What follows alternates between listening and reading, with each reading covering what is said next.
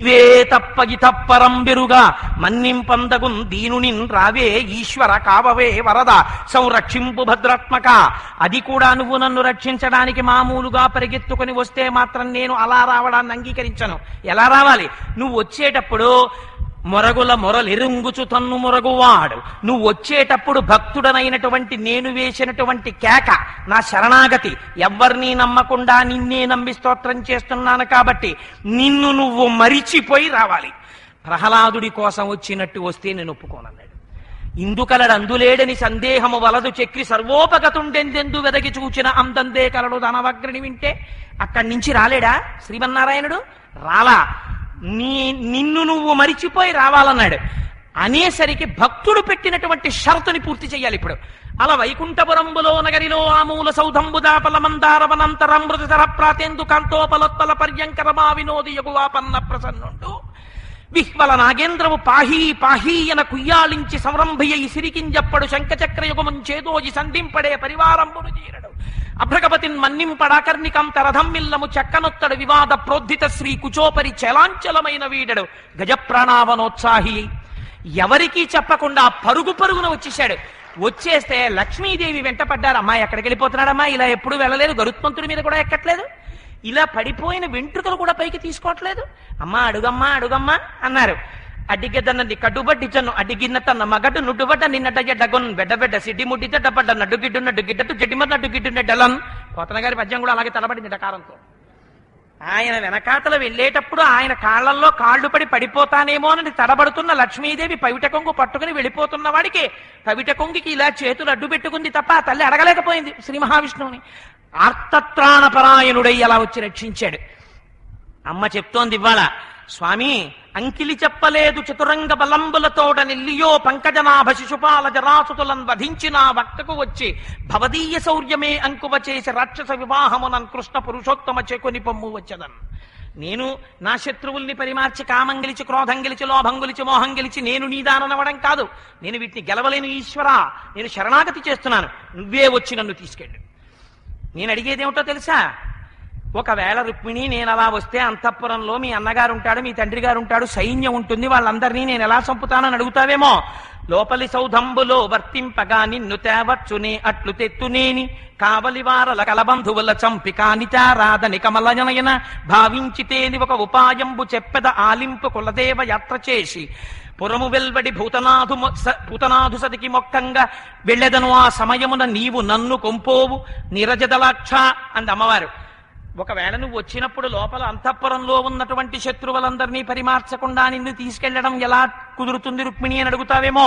వివాహానికి ఊరీ తపస్సుకి శివాలయానికి వెళ్తాను. వెళ్ళినప్పుడు నా పక్కన ఎవ్వరు ఉండరు. ఒక్క చుట్టూ అంతఃపుర స్త్రీలు ఉంటారంతే, నా చెలికెత్తెలు. అప్పుడు నన్ను తీసుకుని వెళ్ళిపో, ఏ గొడవ ఉండదండి. రాక్షస వివాహం అంటే తల్లిదండ్రుల అనుమతి లేకుండా చేసుకోవడం. మనస్సు ఒప్పుకుంటుందండి ఈశ్వరుడి సొత్తు అవడానికి? మన్నే ఒప్పుకోదు. మనస్సుని పక్కన పెట్టి తన వస్తువుగా ఈశ్వరుడే మనని స్వీకరించుట, ఇది శరణాగతి చేసేస్తారు పెద్దలు. అటువంటి శరణాగతి అమ్మ చేస్తోంది. ఇలా చెయ్యడానికి రుక్మిణి నీకున్న కోరికేమిటి? ఎందుకు నేను నీకొచ్చి అలా నిన్ను తీసుకెళ్ళాలి అని కృష్ణుడు అంటాడేమోనని చెప్తోంది. ప్రాణేశ నీ మంజు భాషలు వినలేని కర్ణరంధ్రంబుల కలిమియేల భువన మోహన నిన్ను పొడగా నగాలేని చక్షురింద్రియముల సత్వమేల దయిత నీయధరామృతంబానగాలేని జింహకు పలరుచి సిద్ధియేల పురుషరత్నమ నిన్ను భోగింపగాలేని తలులత వలని సౌందర్యమేల నీరజాతనయన నీవన మాలికా గంధమబ్బలే నిఘాణమేల ధన్యచరిత నీకు దాస్యంబు చేయని జన్మమేల వేయి జన్మములకు. ఏ 5 ఇంద్రియాలు తన్ని పక్కకి లాగుతున్నాయో ఆ 5 ఇంద్రియాలు ఈశ్వర సేవకు కావాలని అడిగింది. ప్రాణేశ నీ మంజు భాషలు వినలేని కర్ణరంధ్రంబుల కలిమియేల. ఈశ్వర నువ్వు అప్పుడు నాకు ఈ చెవులు ఎందుకు? నీ యొక్క అందమైనటువంటి మూర్తిని చూడనప్పుడు నాకు ఈ కన్నులు ఎందుకు? నీకు సేవ చెయ్యనప్పుడు నాకు ఈ శరీరం ఎందుకు? నిన్ను ధ్యానం చేస్తున్నప్పుడు గట్టిగా నీ పాదాలు వాటేసుకుంటే నీ పాదముల వరకు వ్రేలాడుతున్నటువంటి ఆ వనమాల యొక్క వాసన నా ముక్కు పుటాలకి తగలనప్పుడు ఈ ముక్కుండి ప్రయోజనం ఏమిటి?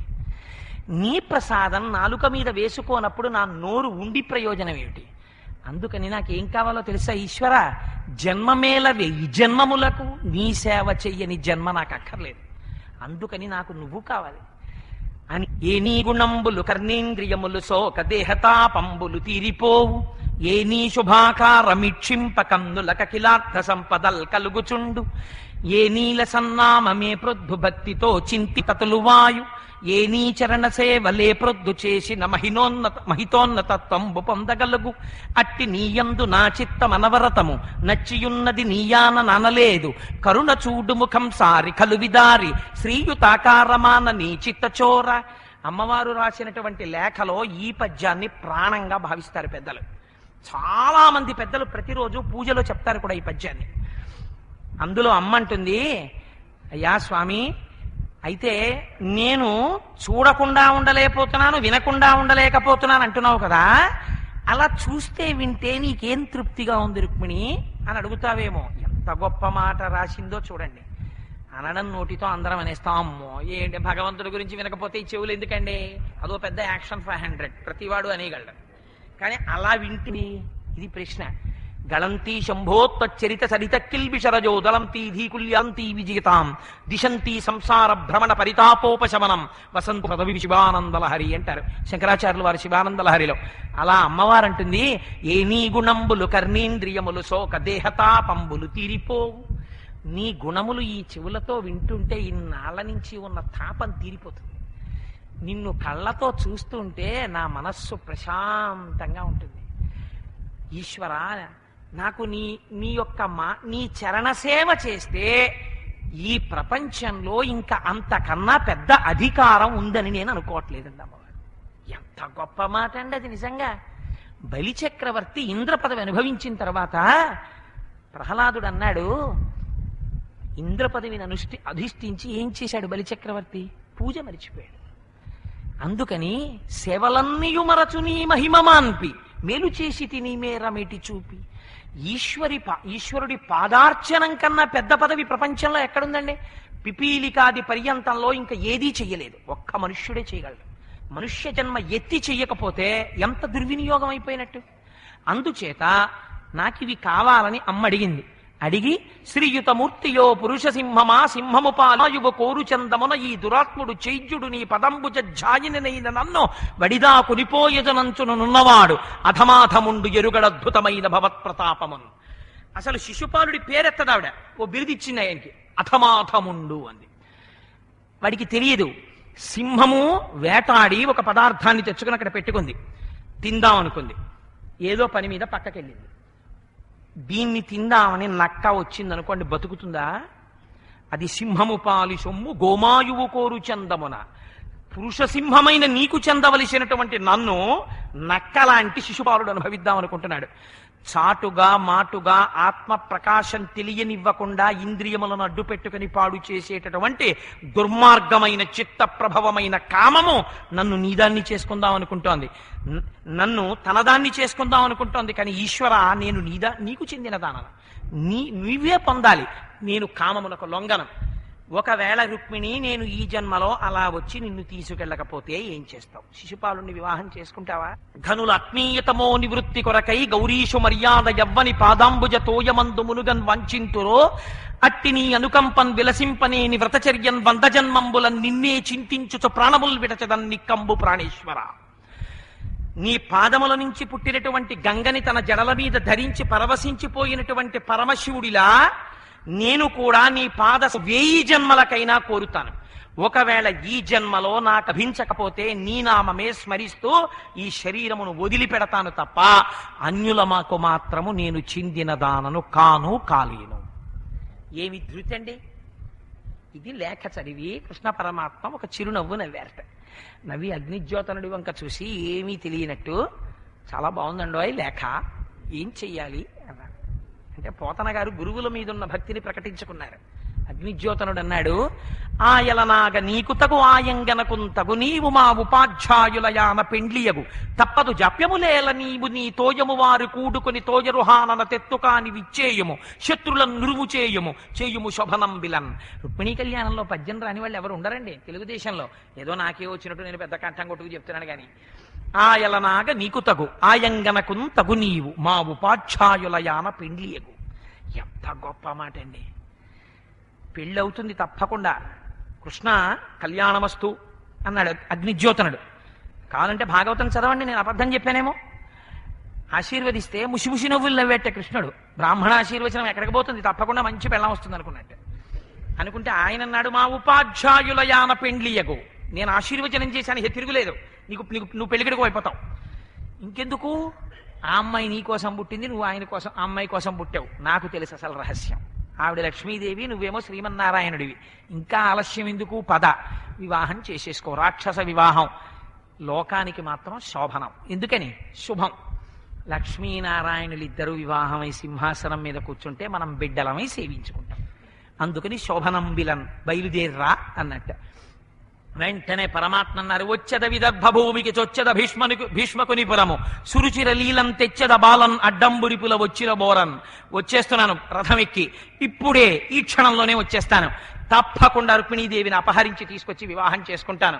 దారుకుణ్ణి పిలిచారు.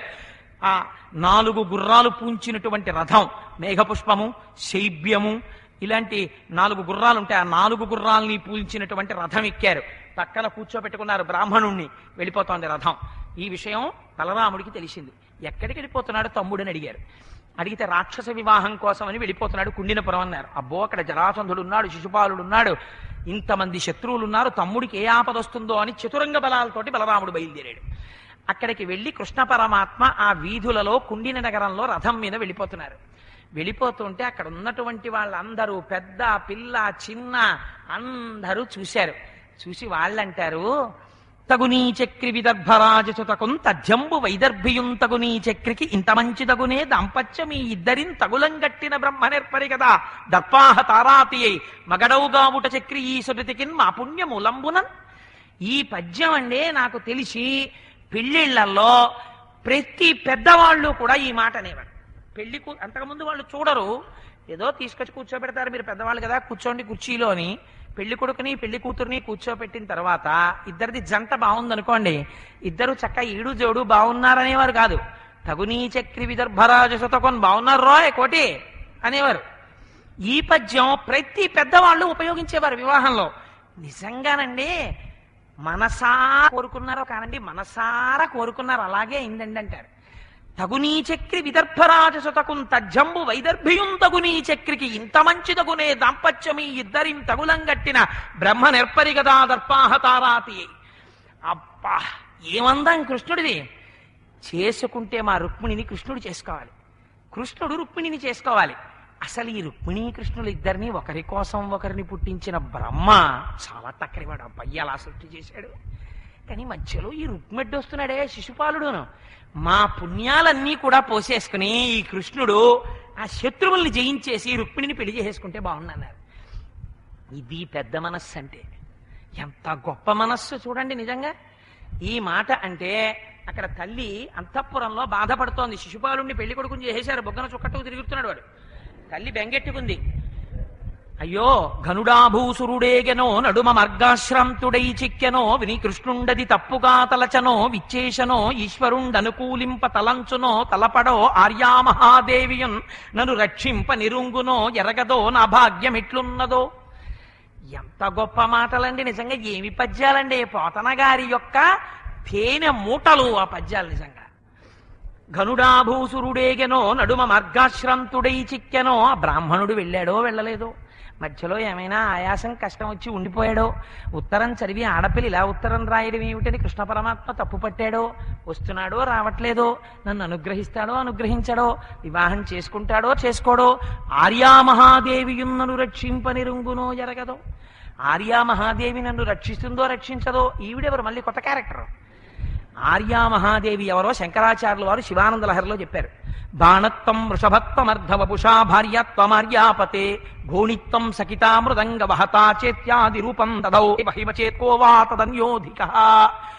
ఒకనాడు పరమశివుడి చేతిలో బాణం అయ్యారు శ్రీ మహావిష్ణువు త్రిపురాసుర సంహార కాలంలో. పరమశివుడు ఎక్కినటువంటి రథం కుంగిపోతుంటే ఆయన బరువు మొయ్యలేక ఆయనే గుర్రములై ఆ రథాన్ని లాగారు. తన నయనములను తీసి ఒకనాడు సహస్ర కమలములతో పూజ చేస్తానని కూర్చున్నారు శివుడికి. పరమశివుడు కమలాన్ని మాయం చేశాడు. ఆయన కన్నులే కమలాల్లా ఉంటాయి కాబట్టి 1000 పువ్వు తక్కువైతే ఏమిటి, పూజలోంచి పైకి లేవనని కన్ను తీసి పూజ చేశారు. ఇప్పటికీ శ్రీ మహావిష్ణువు చేత ఒక కంటిచే పూజింపబడినటువంటి లింగస్వరం ఉంది. అందుకని అలా పూజ చేయబడ్డాడు. ఆయన సంధ్యాకాలంలో నాట్యం చేస్తుంటే ఆయన మధ్యలో మోగించాడు. ఇన్ని రకాలుగా శ్రీ మహావిష్ణువు శంకరుణ్ణి సేవిస్తే శ్రీ మహావిష్ణువుకి తన శరీరంలో అర్ధభాగం ఇచ్చేశారు పరమశివుడు. ప్రపంచంలో అన్ని వస్తువులు ఉన్నాయి కదండి, ఒకటిలోకి వెళ్ళిపోవాలి. అందుకని ఆయనే శంకరుడిలో అర్ధభాగాన్ని పొందాడు. ఇప్పుడు బాదం మాధవరావు రాధాకృష్ణులని ఇద్దరిని పట్టుకొచ్చిచ్చారే, ఇద్దరు జీవబ్రహ్మైక్య సిద్ధి అని. అలాగే మనం పరమశివుడు పార్వతీదేవి, పరమశివుడు నారాయణుడు మీకు ఎక్కడుందో తెలుసా అండి? హరిహరమూర్తి నారాయణుడు శంకరుల్లో సగభాగానికైపోయినటువంటి అద్భుతమైన మూర్తి. ఆగమంలో దోషం లేకుండా కొన్ని వేల సంవత్సరముల పాటు నదిలో నానిపోయినటువంటి శిలని తీసి చిన్న తేడా రాకుండా అంత జాగ్రత్తగా పద్మశ్రీ అవార్డు గ్రహీత కారణజన్ముడు అని చంద్రశేఖర పరమాచార్య స్వామి చేత పొగడబడినటువంటి గణపతి సినిమా యాక్టర్లు కట్టిన అద్భుతమైన దేవాలయంలో ఆలయానికి వెనకాతల ఉన్నది, వెంకటేశ్వర స్వామి గుడి వెనకాల. ఏమి మూర్తో! ప్రతిరోజు సగం పట్టు చీర కడతారు, సగం పంచ కడతారు. ఒక పక్క చంద్రరేఖ ఉంటుంది, ఒక పక్కనేమో శ్రీ మహావిష్ణువు ఉంటారు. సగం శరీరం ఇచ్చేశాడు. అలా పొందినటువంటి శరీరానికి ఆర్యామహాదేవి అని పేరు. ఆ ఆర్యామహాదేవి అంటే శ్రీ మహావిష్ణువు నా మొర విన్నాడో వినలేదో.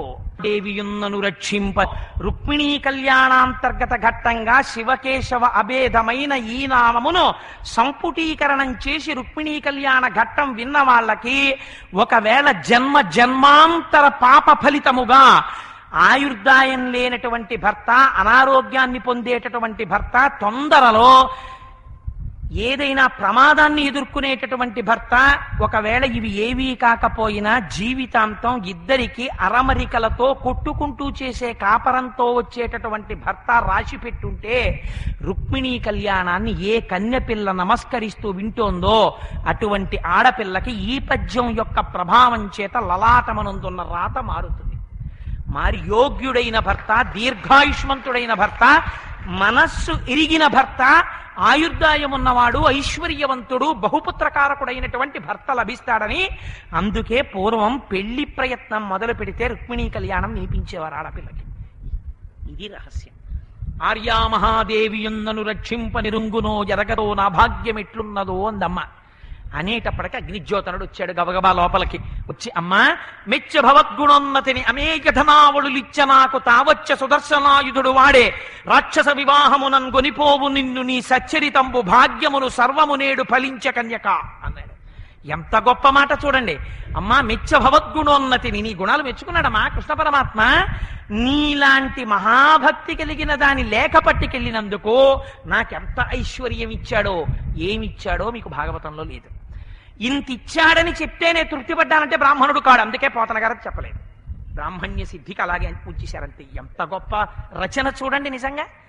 అమేయధనావళులిచ్చ నాకు తావచ్చ సుదర్శనాయుధుడు వాడే సురాసురులేకమై వచ్చిననైనా రాక్షస వివాహమునన్ గొనిపోవు నిన్ను నీ సచ్చరితంబు భాగ్యమును సర్వము నేడు ఫలించ కన్యక. దేవదానవులందరూ వచ్చి యుద్ధానికి వచ్చినా సరే అమ్మా నిన్ను తీసుకెళ్లిపోతాడు రాక్షస వివాహంలో, ఇక నువ్వు కృష్ణుడి సొత్తు బెంగ పెట్టుకోకండి. అంటే మీరు గమనించవలసిన విషయం ఒకటి ఉంది.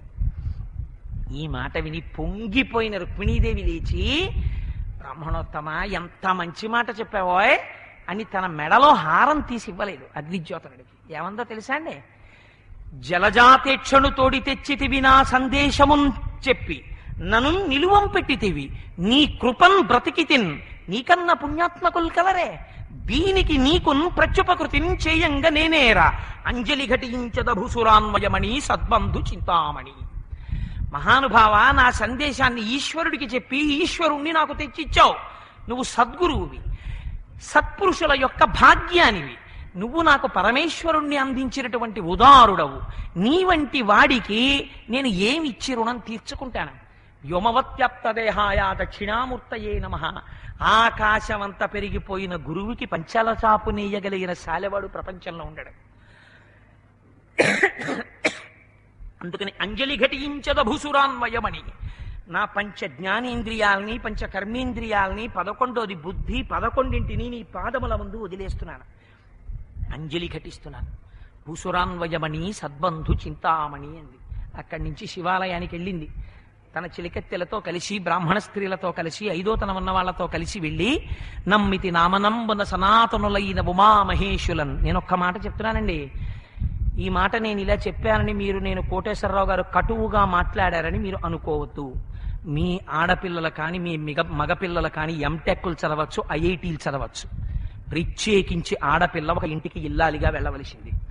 ఎంత చదువుకున్నా ఈ పద్యం చేత కాకపోతే మాత్రం ఆడపిల్లని పెంచినందుకు తల్లిదండ్రులు సిగ్గుతో తల వంచుకోవలసింది. ఈ పద్యం ఒక్కటొస్తే ఆడపిల్ల అత్తవారింటికి వెళ్ళిన తర్వాత పూజా మందిరంలో ఈ పద్యం చెప్తే ఆడపిల్లని పెంచుతున్నావు నువ్వు, ఇక్కడ పిల్ల కాదు. సంస్కారం చాలా అవసరం. ఆ పిల్ల అక్కడ ఉద్ధరించాలి. ఇక్కడ నువ్వు పెంచినటువంటి పెంపకం వేరొకడి యొక్క సుఖదుఖములను నిర్ణయించబోతోంది. వాళ్ళ ఇంటి మర్యాద, వాళ్ళ ఇంటి గౌరవం, వాళ్ళింటి సుఖం నీ పెంపకం మీద ఆధారపడింది. ఈ పద్యం కూడా నీ కూతురికి చేత కాకపోతే నేనంట నీ కూతురు కాదు, నువ్వు సిగ్గుతో తలంచుకోవాలంట. తెలుగుదేశంలో పుట్టి ఈ పద్యం రాకపోతే నమ్మితి నామనంబున సనాతనులైన ఉమామహేషులన్ మిమ్ము పురాణ దంపతుల మేలు భజింతు కదమ్మ మేటి పెద్దమ్మ దయాంబురాశివి కదమ్మ హరిన్ పతి చేయుమమ్మ నిన్ను నమ్మిన వారికెన్నటికి నాశము లేదు కదమ్మ ఈశ్వరి. నేనొక్క మాట చెప్తాను, మీరు కాదని అనండి. ఐఏఎస్ చదవనివ్వండి, ఐఎఫ్ఎస్ చదవనివ్వండి, ఐఆర్ఎస్ చదవనివ్వండి, ఐఐటి చదవనివ్వండి, ఇంకోటి చదవనివ్వండి, ఒక పురుషుడు తెగించి తిరిగి ఎలా అయినా లోకంలో సుఖపడగలడేమో కానీ ఒక స్త్రీ యొక్క జీవితంలో సుఖాన్ని నిర్ణయించేది మాత్రం ఎక్కువ పాళ్ళు భర్తే. ఆవిడ అనారోగ్యంతో ఉండనివ్వండి, ఆవిడ ఎటువంటిది అవనివ్వండి, ఆవిడ ఎంత పనికిరాంది అవనివ్వండి, భర్త గుండెల్లో ఆవిడికి పెద్ద స్థానం ఉందనుకోండి, ఎంత తృప్తో ఆడదానికి. మగడు మెచ్చిన చాలా కాపరంలోన మొగలి పూల గాలి ముచ్చాలవాన కాదని మీరు అనండి. ఇది సత్యం. దీన్ని మీరు ఎలా కొట్టిపారేయగలరు? బిడ్డలని పొందితేనే ఏ స్త్రీకైనా ఎంత చదువుకున్న దానికైనా సార్థకం. లేకపోతే ఒక స్థితికి వెళ్ళిన తరువాత బిడ్డలు తొక్కని పక్క బరువు అయిపోతుంది ఇంటికి. చాలా కష్టం అనిపిస్తుందండి. ఎవరికైనా మనస్సు ఖేదం పొందుతుందేమో అని నేను ఇంకంతకన్నా దాని మీద వ్యాఖ్యానం చేయను. అందుచేత సంస్కార బలము స్త్రీకి పురుషుడికి ఇద్దరికీ అవసరం. ప్రత్యేకించి స్త్రీకి సహనం కూడా అవసరం. ఈ పద్యం రావాలి. నమ్మితి నామనంబున సనాతనులైన ఉమామహేషులన్. సనాతనులు, ఈ జగత్తు సృష్టికి ముందు నుంచి ఉన్నవాళ్ళు. ఆ తల్లిదండ్రులకి నమస్కరిస్తున్నాను. అమ్మా, ప్రత్యేకించి నీ పాదములకు మొక్కుతున్నాను. ఎందుకని? మిమ్మ పురాణ దంపతుల మేలు భజింతు కదమ్మ మేటి పెద్దమ్మ దయాంబురాశివి కదమ్మ హరిన్ పతి చేయుమమ్మ. నువ్వు శంకరుడి అర్థాంగిగా పెద్దింటమ్మ తల్లి అని పిలిపించుకుని ఇంత పసుపు ఇంత కుంకన్ని పాదాల మీద వేస్తే పొంగిపోతున్నావే సువాసిని అర్చన ప్రీత అని. అమ్మ, నేను రేపొద్దున్న ఎవరింటికైనా వెళ్ళినప్పుడు బొట్టు పెట్టించుకునే అదృష్టం నాకు ఉండాలి. అది నీ వల్ల దక్కుతుందమ్మా. నా భర్తకి జాతకంలో ప్రమాదం ఉన్నా తీయగలిగిన దానివి. నేను మంచం మించి ఎంత వృద్ధురాలనై లేచినా మంగళసూత్రాన్ని ముందు కళ్ళకద్దుకునే అదృష్టం నాకు ఉండాలి. ఆఖరణ అన్ని బాధ్యతలు తీరిన తర్వాత ఆయన ఒడిలో తల పెట్టుకుని వెళ్ళిపోవాలి. అమ్మ, నాకు ఈ భాగ్యం నన్ను కన్న తల్లి, నన్ను కన్న తండ్రి ఏవి ఇవ్వవు. నువ్వు సర్వమంగళాదేవతవి, నువ్వు మాత్రమే ఇవ్వగలవు. నీకు అమంగళం చెయ్యడం చేత కాదు. హరింపతి చేయుమమ్మ, నిన్ను నమ్మిన వారికి అన్నటికి నాశము లేదు కదమ్మా ఈశ్వరి అని అడిగింది తల్లి. అడిగి పెళ్లిళ్ళు చేసేవాళ్ళు రుక్మిణీ కళ్యాణంలోంచి నేర్చుకోవాలి. 5వ తనం ఉన్న ఆడవాళ్ళని పిలిచి సౌభాగ్య వస్తువులు ఇచ్చింది. మంగళసూత్రాలు, చెరుకు కర్రలు, ఉప్పు మొదలైనవి దానం చేసింది. దానం చేసి బయటికి వచ్చి సొగసుగా ఇలా ముంగురులు పైకి తీసుకుని చీరలోంచి బొటనవేలు బయటికి పెట్టి నేల మీద ఇలా రాస్తూ విలాసంగా చూసిందిట. రుక్మిణీదేవిని చూద్దామని కొన్ని వేల మంది రాజకుమారులు వచ్చి రథాల్లో నించున్నారు. అమ్మవారు ఇలా అని సొగసుగా ఇలా వేలు రాసేటప్పటికి ఆవిడ అందం చూసి వాళ్ళ చేతుల్లో ఉన్న కోదండాలు జారిపోయి స్పృహ తప్పి నేల మీద పడిపోయారు. ఇది వాళ్ళ ఆతురత. అమ్మవారు మాత్రం సొగసుగా నడుస్తూ కృష్ణుడి యొక్క రథాన్ని చేరుకుంది. కనియన్ రుక్మిణి చంద్రమండలముకున్ కంఠీరవేంద్రావలాగ్ను జారుతర వచ్చు నవాంబోజదలాక్షు కంఠీరవేంద్రావలాగ్ను ఘన భూషాన్వితు కంభుకంఠు విజయోత్కంఠున్ జగన్మోహనున్ అంటారు పోతన గారు. పచ్చటి పట్టుపుట్టం కట్టుకుని చంద్రబింబం లాంటి మొహంతోటి నీలమేఘం లాంటి దేహంతో మెరిసిపోతూ తెల్లటి దంతపంక్తితోటి మెడలో పూలదండతోటి సోయగంగా ఎడంచేత్తో గుర్రాల పగ్గాలు పట్టుకుని కుడి చేత్తో రుక్మిణీదేవి చెయ్యి పట్టుకుని పైకెక్కించేసుకుని వీళ్ళందరూ అలా చూస్తున్నారు. ఏమిటి ఏమవుతోంది అని అంతే వెళ్ళిపోయింది రథం. వీళ్ళకి బాహ్య స్ఫురణ వచ్చింది. పట్టుకోండి పట్టుకోండి పట్టుకోండి పట్టుకోండి కృష్ణుడు ఎత్తుకుపోతున్నాడు అన్నారు. అంతే వీళ్ళు వెంట పడేటప్పటికి స్వామి బాణప్రయోగం చేశారు. ఎక్కడి వాళ్ళు అక్కడ నిహతులు అయిపోతున్నారు. శిశుపాలుడు వెంటపడ్డాడు. ఓడించలేక రథాన్ని కూడా అందుకోలేక వెనక్కిపోయాడు. వెనక్కిపోయి జరాసంధుడి దగ్గరికి వెళ్ళాడు. పెళ్లికి పెద్ద అటువైపు ఆయన మధ్యవర్తి. అందుకని జరాసంధుడి దగ్గరికి వెళ్ళి చూడు నాకు బుగ్గన చుక్క కూడా పెట్టేశారు, అసహ్యంగా పెళ్లి కొడుకును కూడా చేసేశారు, రుక్మిణీదేవి నా పెళ్ళం అవుతుంది అనుకున్నాను, ఎత్తుకుపోయాడు కృష్ణుడు, గోపాల బాలుడు ధూర్త గోపాలుడు అని ఏడుస్తున్నాడు. సరి అయిన వాడితో స్నేహం చేస్తే సరైన ఆలోచన వస్తుంది. వాడన్నాడు, ఉరుకవా ఏడిచావో, బ్రతకవచ్చు నొడల ప్రాణంబులుండిన బ్రతుకు కలిగిన భార్య కలదు, బ్రతికి తీవు భార్య పట్టు దైవమెరుగు, వగచవలదు చెయ్య వలదు వలదు అన్నాడు. నువ్వు ఎంత అదృష్టవంతుడు, రా కృష్ణుడి వెంటబడి బతికొచ్చావా, చచ్చిపోవాలి అసలు నువ్వు బతికావు కాబట్టి నీకు పెళ్ళం ఇప్పుడు కాకపోతే ఇంకో రోజు వస్తుంది. ఏడుస్తావు ఎందుకు? నేను 17 మాటలు ఓడిపోయాను కృష్ణుడి చేతిలో తెలుసా, అయినా చూడు ఎలా ఉన్నాను. నువ్వెందుకురా ఏడుస్తావు? పద రిటర్న్ జర్నీ టికెట్లు ఉన్నాయి కదా, ఎలాగోను ఇంటికి పోదాం, మళ్ళీ వెతుకుతాను ఎక్కడో నీకు సంబంధం తీసుకొస్తాం, ఏడుస్తా ఎందుకు పట్టుకుపోయాడు కదా ఎలాగో రుక్మిణీదేవి అన్నాడు. రుక్మికి మాత్రం చాలా బాధేసింది. చేతకానన్నాయి అంటారని నిష్కారణంగా ప్రతిజ్ఞ చేశాడు, కృష్ణుణ్ణి ఓడించి రుక్మిణిని తేకపోతే నేను రాజధానికి రానన్నాడు అని బయలుదేరాడు రథంలో. మా సాటి వాడివా మా పాప కొన్ని పోవయే పాటి కలవాడవిది వంశము, ఎందు జన్మించితి వెక్కడ పెరిగితి వెయ్యడినదువది ఎవ్వడడుగు, మానహీనుడవీవు మర్యాదలిరుగవు మాయచే కొన్ని కాని మరలి రావు, వసుదేవుడవు నిజరూపమున మెచ్చు వసుదేవుడవు కాదు, వావిలేదు గుణరహితుండవు, కొమ్మ నిమ్ము నీవు విడువవేని విడువకున్న విముక్త ధనుర్ శిలీ ముఖ అగ్నిచేత దహింతు నిన్ను అని నేను నా కోదండంలో సంధించి విడిచిపెట్టేటటువంటి బాణములలోంచి వచ్చేటటువంటి అగ్నిహోత్రం చేత నిన్ను కాల్చేస్తాను. ఏమనుకుంటున్నావో, మా సాటి వాడవా మా పాప కొనిపోవ ఏ పాటి కలవాడ వేది వంశము, ఎందు జన్మించితి వెక్కడ పెరిగిది ఎయ్యడి నడువడి ఎవ్వరెరుగు, మానహీనుడవీవు మర్యాదలెరుగవు మాయిచే కొని కాని మరలి రావు, వసుధేశ నిజరూపమున పోవు వసుధేశుడవు కావు వావిలేవు, కొమ్మ నిమ్ము నీవు గుణరహితుండవు విడువవేని మధ్య శిఖ వృష్టి చేత కాల్తు నిన్ను అని నువ్వు విడిచిపెట్టవా, నీకు కులం లేదు, వంశం లేదు, మానం లేదు, మర్యాద లేదు. పైకి నింద చేస్తున్నాడు కానీ ఈశ్వరుడికి జన్మం ఎక్కడుంది, కులం ఎక్కడుంది, మతం ఎక్కడుంది, ఎక్కడున్నాయి? అందుకని స్తోత్రమే చేశాడు. ఇన్ని చేస్తే విన్నాడు పరమాత్మకు ఆగ్రహం వచ్చింది. రథం దిగి ఖడ్గాన్ని పైకి తీసి రుక్మిణి పొడిచేయిపోతే అని డగ్గుత్తికతో మహాభయముతో ఆకంపితాంగంబుతో వినతశ్రంత ముఖంబుతో శృతిచల ద్వేణీ కలాపంబుతో కనుదోజింజడిగొన్న భస్మములతో కాంతాలలామంబు మ్రొక్కిన రుక్మిణి తెగవేయబోకమడిషన్ కృష్ణుండు రోచిష్ణుడై. ఆ రుక్మిణి పట్టుకుని చంపేస్తుంటే కంట నీరు పెట్టవలసిన అవసరాల్ని పుడిచి ఐశ్వర్యం ఇచ్చేటటువంటి తల్లి కంట నీరు పెట్టింది లక్ష్మీదేవి. ముంగురులు తల మీద పడిపోయాయి. ఏడుస్తూ కృష్ణుడి పాదాలు పట్టుకుని, మా తండ్రి భీష్మకుడికి నన్ను నీకిచ్చి వివాహం చెయ్యాలనుంది, కానీ మా అన్న ఒప్పుకోలేదు. ఇప్పుడు నువ్వు రుక్మిణి చంపేస్తే నన్ను నువ్వు చేపట్టావని మా అన్నయ్య సంతోషిస్తాడా? తనకి కర్మ చెయ్యవలసిన పెద్ద కొడుకు చచ్చిపోయాడని ఏడుస్తాడా? అందుకని వదిలిపెట్టే పరమాత్మ అంది. అంటే అప్పుడు తన మీద ఉన్న ఉత్తరీయం తీసి బండి చక్రానికేసి కట్టేశారు. రుక్మిణి కట్టేసి బావా దా అని పిలిచారు ఎంతో మర్యాదగా. మరి బావగారు కదా, అసలు గడ్డం కింద బెల్లముక్క కొట్టాలి. అందుకని మరి రుక్మిణీదేవి బాధపడుతోందని వెటకారమాడి రథచక్రానికి కట్టేసి వాడి అయిన ఖడ్గం తీసి రేవు రంగొరిగి అన్నారు పోతన గారు. అంటే సగం జుత్తు, సగం మీసం, సగం గడ్డం గొరిగేశారు.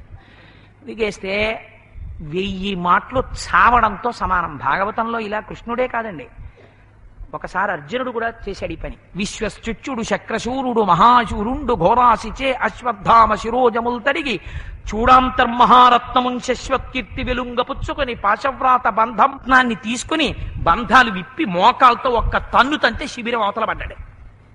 అలా అర్జునుడు కూడా చేశాడు. అందుకని రేవుల వారం గురిగి సగం మాత్రం గురిగిన వాడు శ్రీకృష్ణ పరమాత్మ. అందుకని అలా ఆయన్ని విరూపుణ్ణి చేసి రథంలో రుక్మిణీదేవిని తీసుకుని వెళ్ళిపోయారు. రుక్మిణీదేవి బాధపడుతుంటే బలరాముడు వచ్చి ఓదార్చాడు. సరే కానీ రుక్మి మాత్రం ప్రతిజ్ఞ చేశాడు కాబట్టి వెనక్కి వెళ్ళడం మానేసి భోజకటకమని వేరే రాజధానిని నిర్మించుకున్నాడు. నిర్మించుకున్న తర్వాత ద్వారకా నగరాన్ని చేరుకున్నారు. ధ్రువకీర్తిన్ హరిపిండ్లియాడి నిజ చేతోహారిణిన్ మానవైభవ గాంభీర్య విహారిణిన్ సకల సంపత్కారిణిన్ సాధుబాంధవ సత్కారిణి మహాదారిద్ర్య సంహారిణిన్ సువిభూషాంబరధారిణిన్ గుణవతీ చూడామణిన్ రుక్మిణిన్.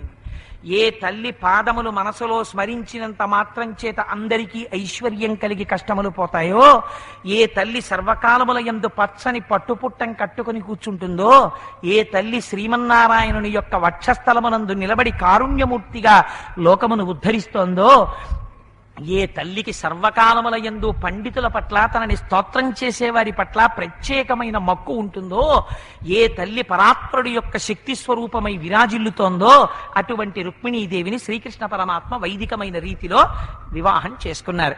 చేసుకుని అనఘ ఆదిలక్ష్మి అయిన రుక్మిణితోడ క్రీడ సల్పుచున్న కృష్ణ చూచి పట్టణంబులోని ప్రజలుల్లసిల్లిరి ప్రీతులగుచు ముక్త భీతులగుచు.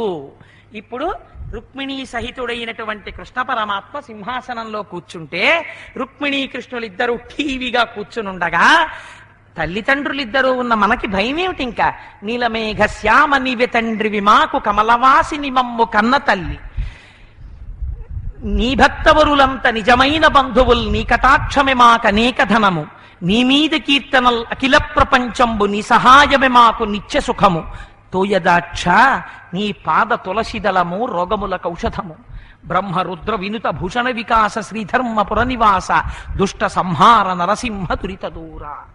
ఆ లక్ష్మీనారాయణులిద్దరూ నీలతోయద మధ్యస్థ విద్యుల్లేకే భువాస్వర అన్నట్టుగా నల్లమబ్బు మీద మెరుపు తీగల అయ్యవారు అమ్మవారు సింహాసనంలో కూర్చుంటే లోకంలో ఉన్న వాళ్ళందరూ రుక్మిణీ కృష్ణుల్ని సేవించుకుని అనగా ఆదిలక్ష్మి అయిన రుక్మిణితోడ క్రీడ సల్పుచున్న కృష్ణు చూచి పట్టణంబులోని ప్రజలుల్లసిల్లిరి ప్రీతులగుచు ముక్త భీతులగుచు. రుక్మిణీ కళ్యాణ ఘట్టాన్ని విని మనస్సులో సింహాసనంలో కూర్చున్న రుక్మిణీ కృష్ణుల్ని స్మరించినంత మాత్రం చేత నీ మనస్సుకున్న భయాలన్నీ పటాపంచలైపోయాయి. ఎందుకని? నీ కోరికల్ని లక్ష్మీనారాయణులే తీరుస్తారు అని తల్లిదండ్రులుగా వాళ్ళిద్దరూ సింహాసనం చేరినటువంటి పరమోత్కృష్టమైన ఘట్టంతో ఈ భాగవత సప్తాహాన్ని పూర్తి చేశాను. మీ అందరూ ఈ 7 రోజులు నాకేమి చేత కాకపోయినా, నేనేమీ చెప్పలేనివాడినైనా, అయ్యో పాపం మనం వినకపోతే వాడు నొచ్చుకుంటాడేమోనని నా మీద ప్రీతితో ఇంత ఆదరంతో మీ అందరూ విన్నందుకు మీ అందరికీ నా శుభాభినందనలు తెలియచేస్తూ, మళ్ళీ మనం కొద్ది రోజుల్లోనే వచ్చే నెల 4వ తారీఖు నుంచి అయ్యప్ప స్వామి గుడి ప్రాంగణంలో అద్భుతమైన రీతిలో అమ్మవారికి అర్చనలు జరుగుతూ ఉండగా చక్కగా మనందరం దేవీ వైభవాన్ని స్తోత్రాన్ని మళ్ళీ వ్యాఖ్యానం వింటూ తిరిగి మనందరం అమ్మ పాద సన్నిధానంలో కలుసుకుందాం. అందుకని చక్కగా అందరూ ఎలుగెత్తి స్వామి అమ్మ మురిసిపోయేటట్టు ఇవాళ కళ్యాణమూర్తులై పొంగిపోతుంటారు రుక్మిణీకృష్ణులు. అందుకని ఒక్క 11 మాటలు అందరూ సంతోషంగా చెప్పండి అమ్మా. ఈ మాట రుక్మిణీ కళ్యాణ ఘట్టం చెప్పినప్పుడు మాఘమాసంలో భాగవతం సంపూర్ణంగా చెప్పాలని అనుకుంటున్నాం కాబట్టి 12 స్కంధాల్లోంచి ఉత్కృష్టమైన ఘట్టాలు. నేను ఈ కాకినాడలో ఉంటున్నందుకు అయ్యప్ప గుడి లాంటి మంచి దేవాలయం, పాలక మండలి, కార్యకర్తలు, మా గోపాలకృష్ణ స్వామి, రేపాక సుబ్బారావు గారు లాంటి పెద్దలు దొరికినందుకు మనం ఒక మంచి పని చేద్దాం. ఈసారి రుక్మిణీ కళ్యాణం చెప్పినప్పుడు కన్యపిల్లలందరికీ ప్రత్యేకమైన ఏర్పాట్లు చేసి వాళ్లతో రుక్మిణీ కళ్యాణాన్ని చేయించి కృష్ణార్చన చేయిస్తాం. సరే, అందుచేత ఇవాళ 11 మాటలు గోవిందనామని చెప్పేద్దాం.